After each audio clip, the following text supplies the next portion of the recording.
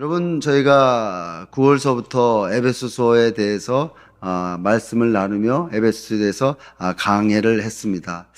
여러분, 에베소서는 결국은 그리스도 안에서의 삶이 어떤 삶인지, 그리스도 안에서의 삶을 통하여서 하나님이 우리에게 어떤 축복을 주시고자 계획하고 계신지 우리는 알게 하는 것이 바로 이 에베소서의 목적이라는 것이죠. 그래서 에베소서는 뭐예요? 그리스도 예수 안에서 은혜와 평강이 너에게 넘치기를 바란다라는 그 말씀. 우리의 신앙의 시작은 은혜이지만 신앙의 결과는 평강이라는 것이죠. 여러분, 평강이 임할 때 우리는 온전히 삶을 살 수가 있는 것입니다. 그래서 여러분, 에베소서 처음에 시작할 때 하나님께서는 우리에게 하늘의 신령한 복을 주시기 위해서 우리를 부르셨기 때문에 우리는 하나님 앞에 찬송하는 삶을 살라라고 말하고 있습니다. 여러분, 하나님께서는 우리에게 하늘의 신령한 복을 주셨는데 그 신령한 복이 무엇이냐?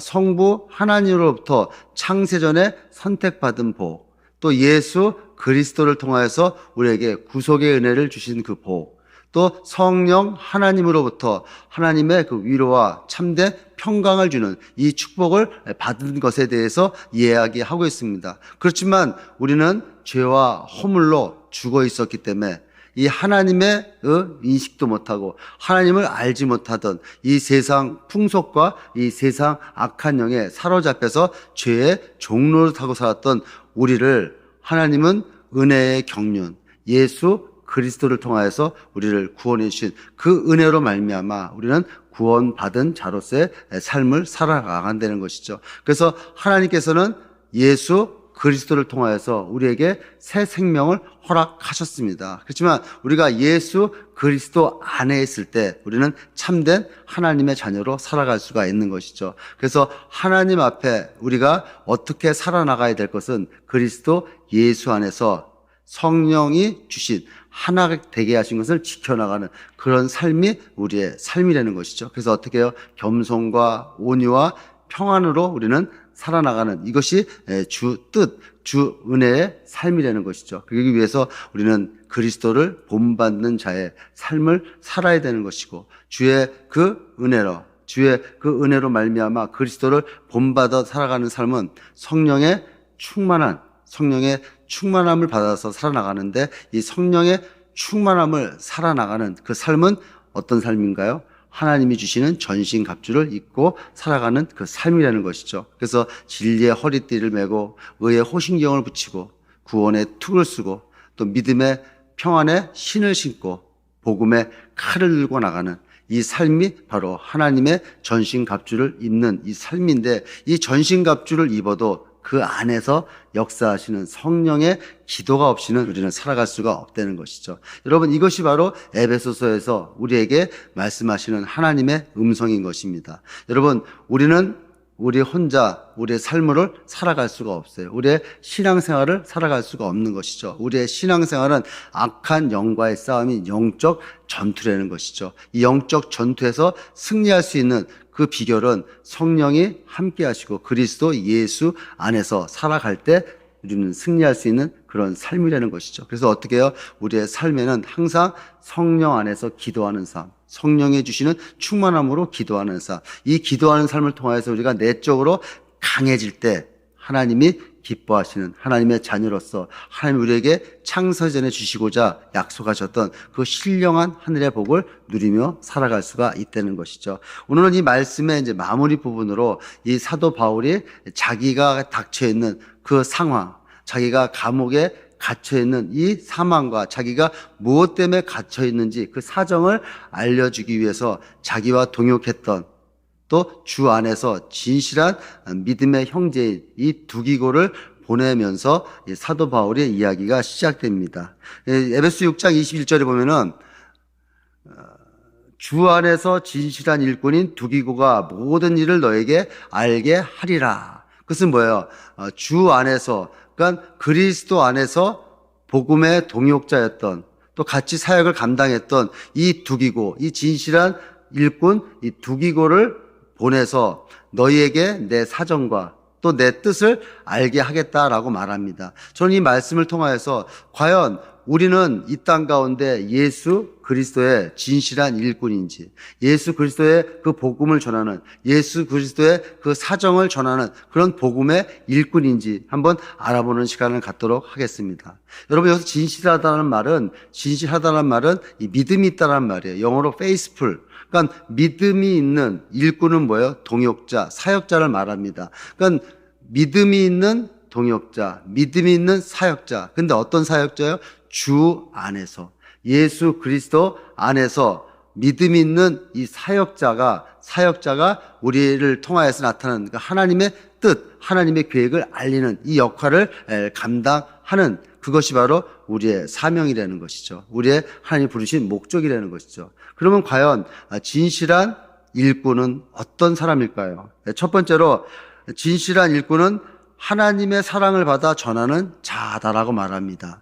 21절 말씀에 보면은 나의 사정 곧 내가 무엇을 하는지 너에게도 알리려 하노니 사랑을 받은 형제여 주 안에서 진실한 일꾼인 두기고가 모든 일을 너에게 알리리라.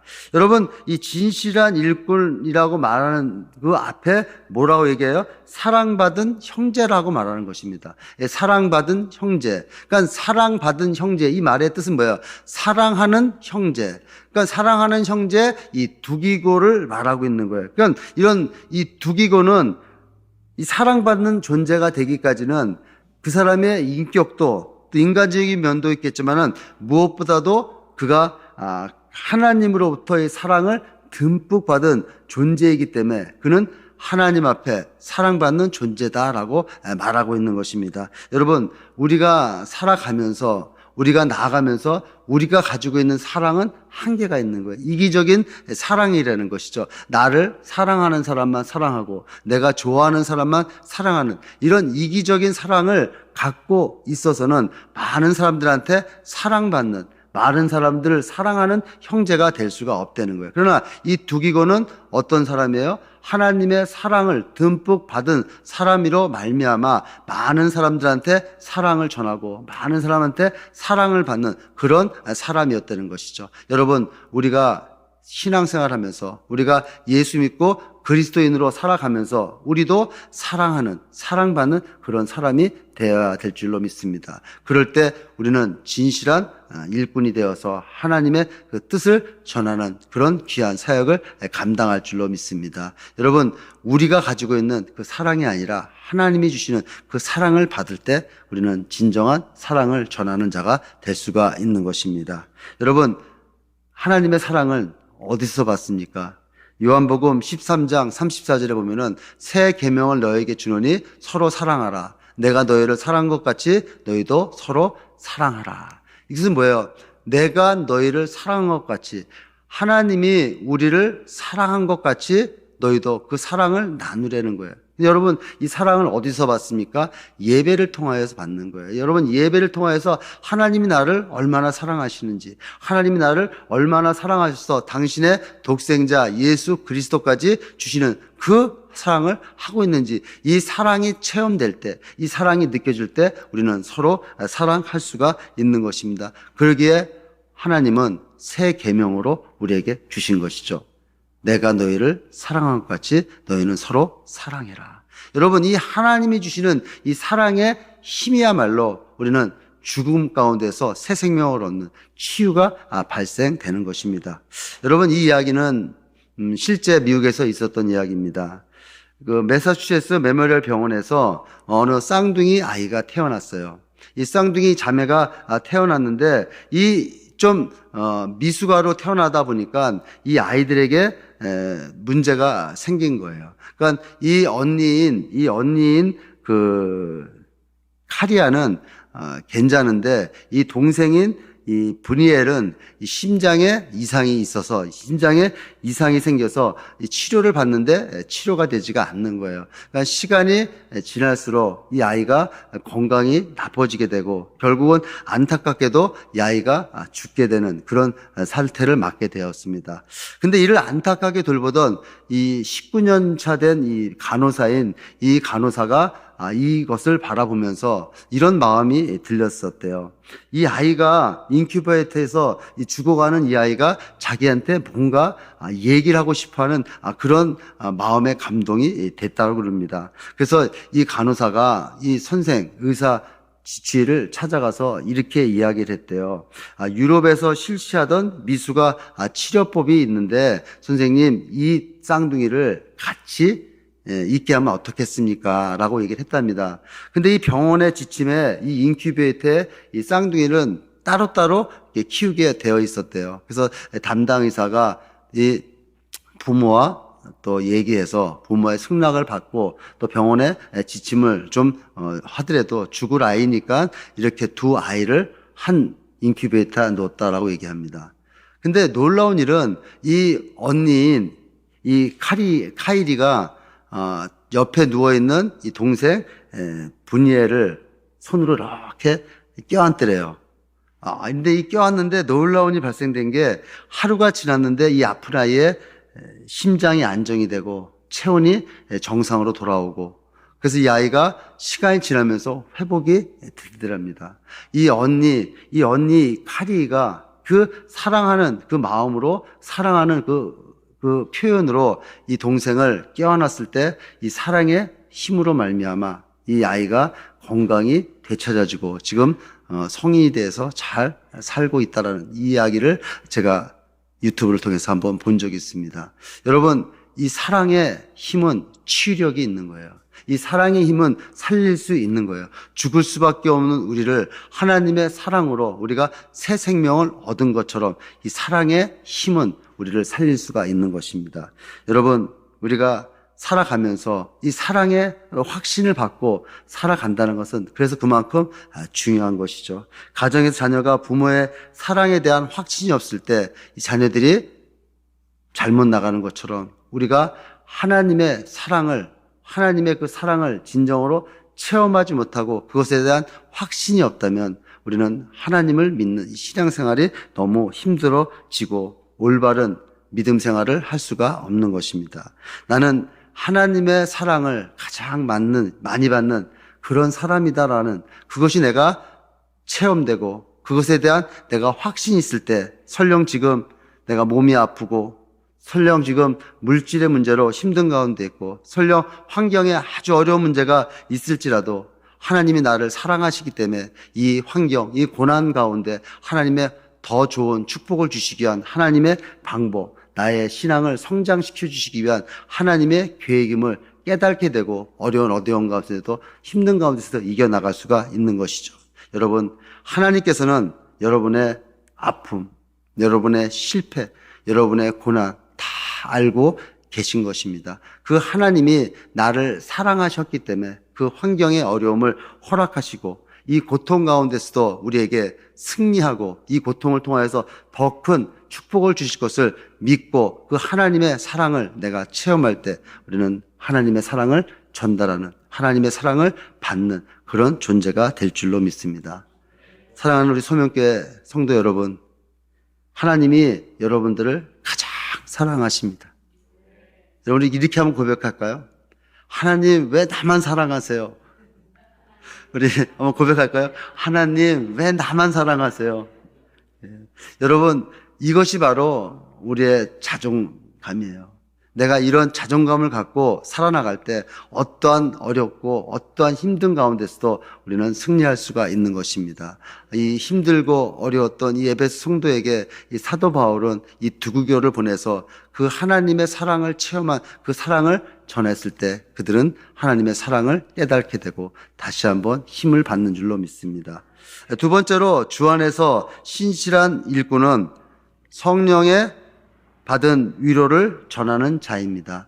성령에게 받은 위로를 전하는 자라는 것이죠. 22절 말씀에 보면은 우리의 사정을 알리고 또 너희 마음을 위로하기 위하여 내가 특별히 그를 너희에게 보내었노라.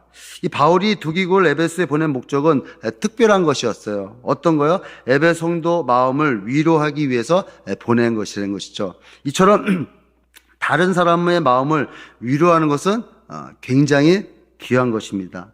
그리고 희생이 따르는 거예요.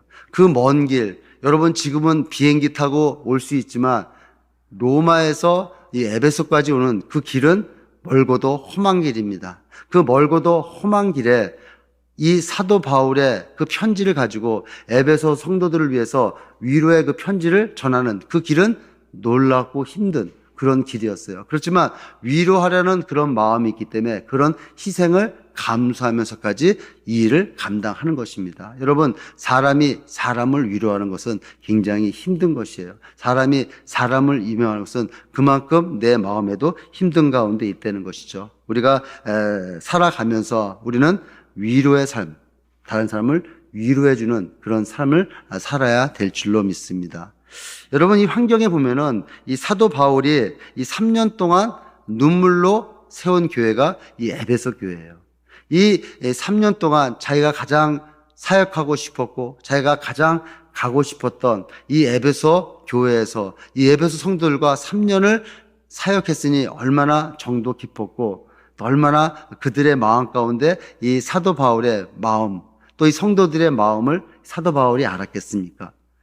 근데 이 사도 바울이 3년의 사역을 끝나고 또 이 에베소를 떠날 때 이 성도들이 말렸어요. 왜? 그들의 성령의 음성을 들었던 거죠. 그 성령의 음성은 뭐예요? 사도 바울이 예루살렘으로 가게 되면 그곳에서 큰 고난과 고통을 당할 것이다라는 그런 성령의 음성을 들었기 때문에 사도 바울에게 가지 말라, 가지 못하게 막았었습니다. 그때 이 사도 바울은 뭐라고 합니까? 내가 가서 어떠한 고난을 당할지라도 나는 부르심에 쫓아간다라고 얘기하면서 그것을 떠났습니다. 근데 성령의 음성대로 이 사도 바울이 예루살렘에서 고난을 당하고 또 배에 난파선을 타고 또 죽을 리비를 거치고 또 로마에까지 가서 거기서 감옥에 갇혀 있는 이 상황, 이 어려움을 다 이 에베소 성도들은 들었던 거예요. 그러니까 이들 마음 가운데 얼마나 마음에 힘들겠습니까? 이 사도 바울을 바라보는 그 마음 얼마나 안타깝겠습니까? 이런 안타까움을 봤던 이 사도 바울도 그들의 마음을 알았기 때문에 그들을 위로하기 위해서 떠나는 거예요. 여러분, 사도 바울이 지금 어디 있습니까? 로마 감옥에 있는 거예요. 로마 감옥, 그 차디찬 그 감옥 속에서도 이 에베소 성도를 생각하면서 그들을 위로하는 거예요. 여러분, 우리가 이 서로 위로해주고 위로받고자 하는 이 아름다운 관계, 아름다운 이 교제 얼마나 본받아야 될까요? 저는 우리 소명교회 성도님들도 이런 아름다운 이 교제 관계 속에서 서로 위로해주고 서로 위로받는 그런 성도의 교제가 이루어졌으면 좋을 것 같습니다. 여러분, 우리가 위로할 때 내가 넘어서 내가 잘나서 내가 모든 것이 완벽하기 때문에 위로하는 것이 아니라 나에게 주신 그 하나님이 주시는 그 위로로 말미암아 나는 위로할 수 있는 사람이 되어야 된다는 것이죠. 여러분도 잘 알고 있는 이야기입니다. 열왕기상 18장에 보면은 엘리야 선지자가 하나님을 버리고 우상을 섬기는 이 바알과 아세라 선지자 850명과 갈멜산에서 전투를 벌이는 거예요. 하나님 주시는 그 힘과 능력으로 말미암아 이 850명을 다 물리칩니다. 다 물리치고 얼마나 기쁘겠어요. 막 승전의 환상을 딱 바라보고 나갈 때 열왕기상 19장에 딱 보면은 이 아합의 아내인 아세라 이사벨이 말합니다. 너 내가 만나면 너 죽일 거야 하는 그 말 한마디에 이 엘리야가 낭망에 빠져서 도망가는 거예요. 도망가서 하나님, 내가 이제 할 일 다 했으니까 나를 데려가 주세요 하고 로뎀 나무 밑에 누워서 죽기를 간구합니다. 그 위대한 그 하나님의 능력을 나타냈던 이 엘리야가 낭망돼서 누워 있는 거예요. 그럴 때 여러분, 하나님이 뭐라고 그러셨습니까? 야, 엘리야, 너 이거 가지고 넘어져 있어야 돼? 야, 너 850명을 죽였는데 너 이거 가지고 넘어져. 일어나서 가야지. 그거 가지고 그래. 너 위에 하나님 있잖아. 이러지 않으셨어요. 하나님이 이 엘리야에게 찾아가서 먹을 거를 주며 떡을 주며 엘리야야, 네가 낭망할까 하노라. 이거 먹고 힘을 내라. 이거 먹고 다시 일어나야지 하는 이 위로, 이것이 바로 하나님이 주신 위로라는 거예요. 여러분, 이 하나님이 주시는 위로가 우리의 마음 가운데 스며들 때, 이 마음 가운데 나타날 때 우리는 이 위로로 말미암아 다른 사람을 위로할 수가 있는 것입니다. 그래서 요한복음 14장 16절에 내가 아버지께 구하겠으니 그가 또 다른 보혜사를 너에게 주사 영원토록 너희와 함께 있게 하리니 라고 말합니다. 여러분, 여기서 이 보혜사라는 말은 이 성령을 말해요. 이 성령은 뭐예요? 위로자, 대언자라는 뜻입니다. 하나님께서 당신이 직접 위로하는 그런 가운데 있지 아니하고 성령님을 우리에게 보내주셔서 우리에게 항상 함께함으로 말미암아 우리의 위로자가 되게 하신다는 것이죠. 참된 위로자이신 그 성령으로 말미암아 우리는 위로받을 수가 있는 것입니다. 여러분, 주 안에서 진실한 일꾼은 이렇게 성령의 위로를 받아 격려하고 소망을 갖도록 도울 수 있어야 되는 거예요. 그리스도의 일꾼은 복음 전파에만 그 사명이 다 있는 것이 아닙니다. 복음을 통한 위로와 용기를 심어주는 것도 우리 성도, 우리 진실한 일꾼이 갖춰야 될 덕목인 줄로 믿습니다.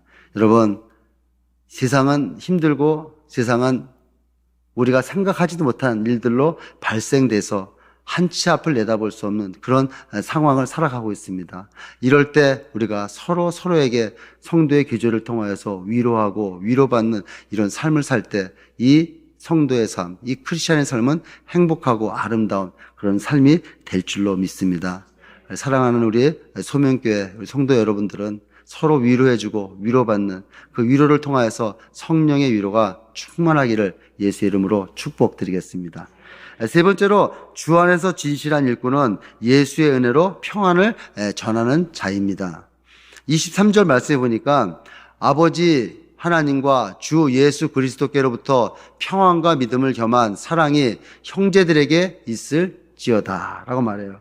여러분, 주 안에서 진실한 일꾼은 예수님의 십자가의 은혜를 깨닫고 그리스도의 대속적인 희생을 통하여서만이 참된 평안을 가지고 있음을 깨달아야 되는 거예요.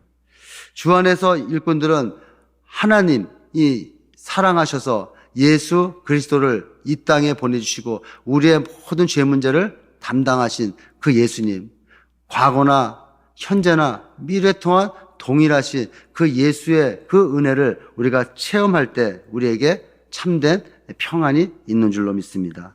평안은 바로 하나님이 주시는 예수 그리스도께서 얻을 수 있는 것이 가장 큰 축복이요, 가장 큰 행복인 줄로 믿습니다. 여러분, 진정한 평안은 하나님이 가져다 주시는 예수 그리스도로 말미암아 나타나는 그것이 바로 참된 평강이라는 것이죠.